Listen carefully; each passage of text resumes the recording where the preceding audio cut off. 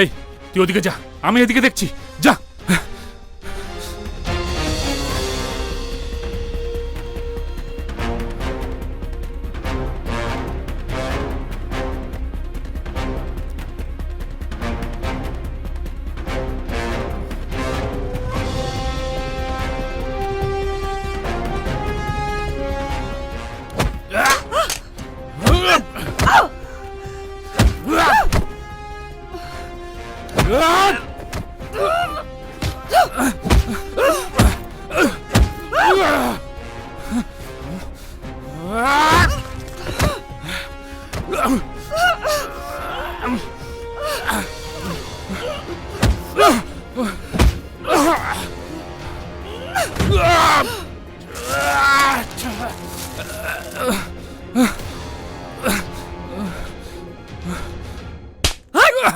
বল মাদারচোদ, শুভ্রাংশুকে murder করেছিস কেন?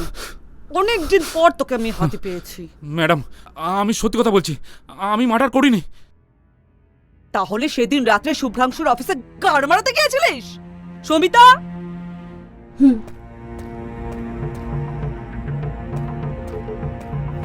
দেখ দেখ দেখ,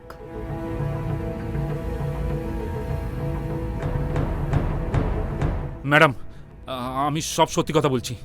ওই হারামিটার কাছ থেকে আমি 11 লাখ টাকা পাই।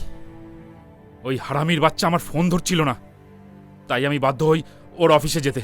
কিন্তু ম্যাডাম সত্যি বলছি, আমি মার্ডার করিনি।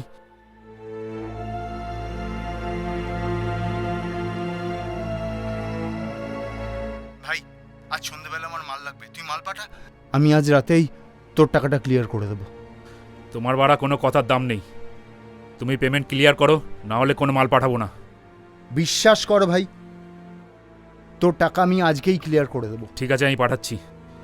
তবে সন্ধ্যের মধ্যে যদি পেমেন্ট ক্লিয়ার না হয়, তাহলে কিন্তু খুব খারাপ হয়ে যাবে। হুম।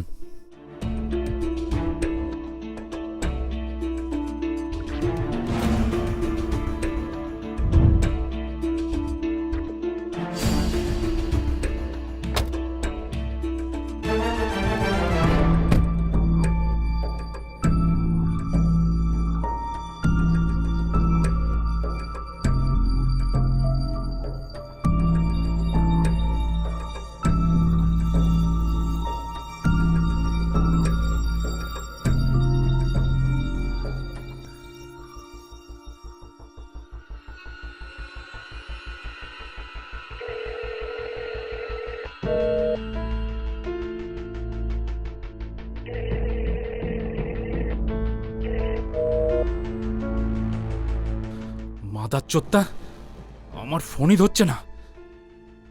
আজকে যদি পেমেন্ট না দেয়, তাহলে মালটাকে আজকে ঠুকেই দেবো। তুই একটা কাজ কর, তুই এদিক দিয়ে যা, আমি এদিক দিয়ে যাচ্ছি। আর যদি দেখতে পাস, সঙ্গে সঙ্গে আমায় ফোন করবি। যা ওদিকে যা।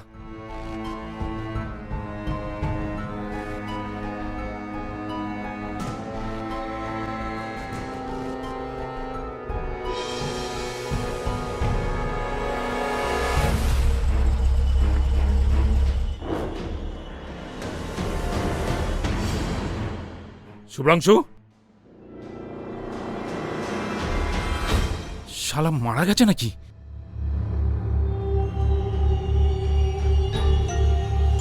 মারা গেছে মনে হয়।